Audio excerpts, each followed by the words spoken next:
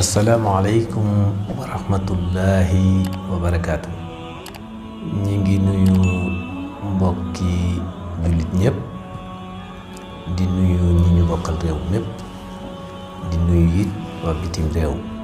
di leen wax ni rek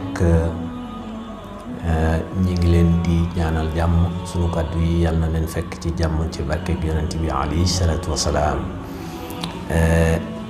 te ñun ñep yalla defal ñu jamm. kon ñi ngi ci ëtt bi nga xamni moy Partage TV ni ñu leen ko waxé woon ci publicité ba di wax ni émission bi di njariñal njariñe li ci nekk ci solo te bokku na ci doomu aadama yalla daf ko bind ngir mu am njariñ yalla bindul doomu aadama pour mu néew njariñ ndax njariñu doomu aadama dafa bari. léegi nag ci loolu nan la doomu aadama war a doxe mooy léeg-léeg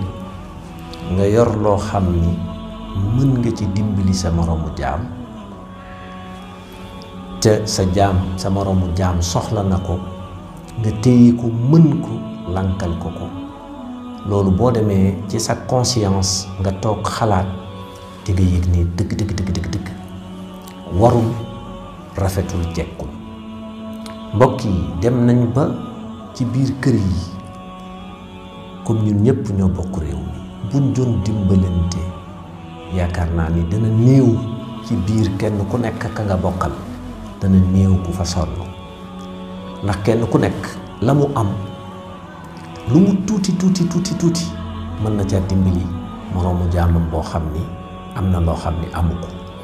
su ko defee dimbalante boobu dana waral soppante dana wara yéenante dana wara bàyyante xel te yëg-yëg dafa am solo ci diggante nit ak moroomu nitam te fii àdduna bi tollu da ngay gis koo xam ni yàlla nattu na ko ci mu ñàkk bañ a am dara waaye da ngay gis koo xam ni nitam la wala mbokkam la wala waaye la muy njëkk a gis mooy diw balaa ngaa wax ni dafa ñàkk jom diw balaa nga ko xas ci lenn nattal ba xam yéeneem fan la takku ci def dara waaye ndax am na moyen bu ko dimbalee lii may wax nag waxuma ki nga xam ni moom loo ko jox mu yàq ko waxuma kooku taxuma jóg waaye man ki ma tax a jóg mooy nit bi nga xam ni yow dimbaliwoo ko xamoo fan la vision gisinam fan la tollu ludul nga tollu ci di ko xas te dimbaliwoo ko te mën na am amaana bu amoon lu tuuti loo xamante ni da caa jàpp léegi nga xam ni kooko jàmbaar la léegi nga xam ni kooko mi ngi góorgóorlu ci lu baax te mbokk yi gis nga ndimbalug yàlla ku bëgg yàlla dimbali la faaw ngay dimbalee képp koo xamante ni nag bëgg nga yàlla dimbali la del dimbalee képp koo xamante ni nag bëgg nga yàlla yërëm la del yërëmee te loolu yépp ni ñu koy defee bokk na ci am nga dara mën nga dara moo xam ci métier bi la moo xam ci lépp loo mën a dimbalee nit ba ci xel mu rafet loolu yàlla xeebu ko nañuy fexe di dimbalante noonu parce que àdduna bi jaxasoo na da nga gis ku jige këram jaxasoo lool mën a dem léegi àttana dem dugg ci géej gi bu tasee ci yow te nekk sa nit nga am ñaari baat yoo ko mën a wax loola deñ ci moom ba mu amaat yaakaar ci boppam loola ci ndimbal yi la bokk ba tax na kon mbokk yi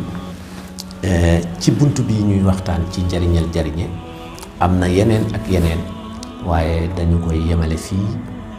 bu ko defee yeggale émission bi ci ba mu gën a leer ci nit ki nga xamante ni mi ngi ñuy seetaan pour mu xam ni dimbalante daal